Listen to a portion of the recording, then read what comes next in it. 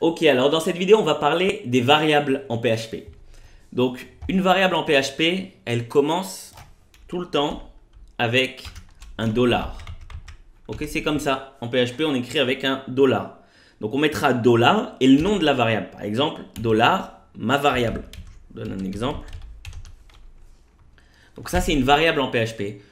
C'est pas comme en JavaScript, par exemple, on devait définir avec un mot spécial var pour dire qu'on déclare une variable. Là, directement, on écrit dollar ma variable et on peut directement lui assigner une valeur. Par exemple, ma variable égale 10. Ok.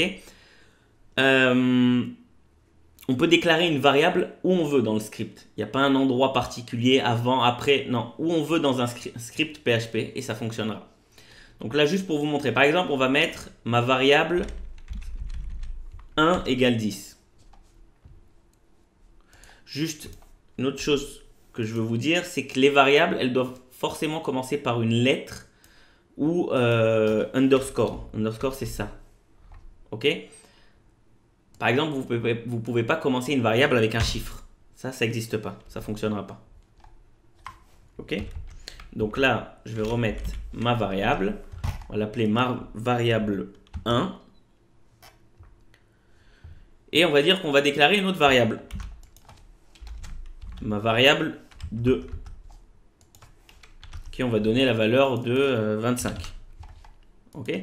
Et pour vous montrer, c'est-à-dire en gros, ça a stocké de l'information dans une variable. Et maintenant, je peux par exemple faire une autre variable encore, result.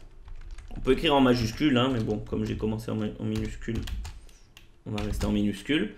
Et écrire result est égal à dollar ma variable 1 plus dollar ma variable 2. Ok, et on finit chaque ligne avec un point virgule toujours. Et là, si on veut le voir à l'écran, je vais faire echo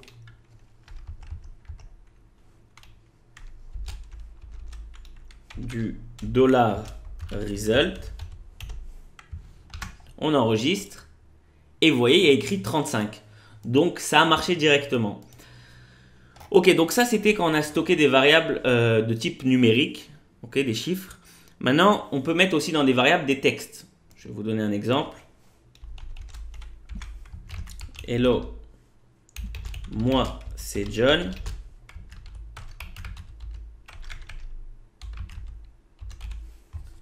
Et là, on va mettre une autre variable.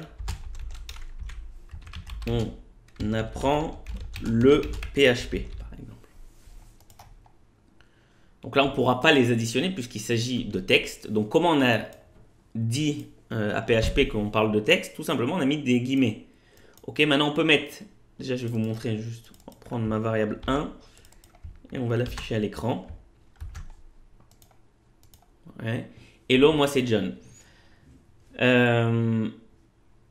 Donc, comment on a dit à PHP qu'il s'agissait d'un texte. Donc, on a mis des guillemets. Ça peut être des guillemets doubles, comme vous voyez ici, ou ça peut être des guillemets simples. Donc là, on va avoir un problème, vous voyez, avec les guillemets simples, c'est qu'on a un guillemet dans l'expression, donc on ne peut pas le faire. Donc là, dans ce genre de cas, on va utiliser des guillemets doubles. Ok, mais par exemple, je vais vous montrer pas sur Hello, moi c'est John. Là, on va laisser les guillemets doubles, mais on va mettre ici des guillemets simples sur on apprend le PHP.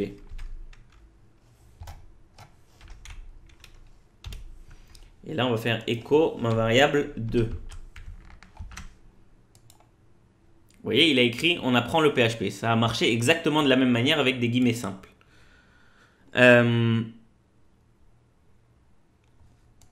Maintenant, j'aimerais vous montrer autre chose. C'est que, par exemple, on apprend le PHP. Vous savez quoi? On va mettre... Comment on va faire ça? On va écrire ici. PHP version. On va enlever tout ça là. Plus besoin. Ici, on va juste mettre dollar version. Et on va mettre ça sous forme de variable 7. Ok. Et là, par exemple, on va dire que je vais écrire directement PHP version espace et mettre le 7. Donc, je vais pouvoir mettre ça directement dans les doubles guillemets. Ça veut dire quoi? Je vais écrire directement dans mon texte comme ça, la variable avec le dollar, version. Ok? Donc pour vous montrer ce que ça donne, on enregistre et là ça m'écrit PHP. Je vais mettre ça aussi en plus grand pour qu'on voit bien. Ça m'a bien écrit PHP version 7. C'est-à-dire que le 7 il vient de la variable qui est ici. Maintenant pour vous montrer, si on avait écrit la même chose avec des guillemets simples, là, ça n'a pas marché. Pourquoi? Parce que là, il y a quand même une petite nuance entre les guillemets simples et les guillemets doubles. C'est que les guillemets doubles, il va chercher le contenu, il va voir s'il y a des variables dedans et il va les traduire. Or, les guillemets simples, il va tout simplement écrire ce qu'il voit entre les guillemets simples. Donc là, il voit PHP version $version, il va écrire PHP version $version. Il ne va pas aller l'interpréter et mettre le 7 dedans. Okay, donc les guillemets simples et les guillemets doubles, ils ont une petite nuance entre eux. Ok, vous voyez, je reviens. Donc là, il me met vraiment le 7. Mais si on avait voulu, il y a encore une autre façon pour afficher ce genre d'infos, c'est qu'on aurait pu les mettre les unes à la suite des autres. Par exemple, ça veut dire quoi? Avec un point, je serais venu, j'aurais mis un point ici. Vous voyez? Et là, je peux écrire PHP version 7. Donc si on avait mis un espace ici, PHP version 7. Là, pour le coup, j'aurais pu écrire le PHP version, vu qu'il n'y a pas de variable dedans, aussi avec des guillemets simples. Ok, donc les guillemets simples et les guillemets doubles, pour la plupart des cas, ils sont équivalents. Bon, là, on a vu que, par exemple, quand on va faire un écho avec des guillemets simples ou des guillemets doubles, il y a quand même une petite nuance. C'est que le guillemet double, il va interpréter, c'est-à-dire il va donner la valeur des variables qu'il y a entre les guillemets doubles, alors que les guillemets simples, il va tout simplement écrire le texte qu'il voit entre les guillemets simples. Voilà, donc c'est tout pour ce cours sur les variables. Dans le prochain cours, on va parler des scopes. Okay, le scope, ça veut dire dans quel domaine, dans quel endroit du code, si vous voulez, une variable est connue et on peut l'utiliser. Voilà.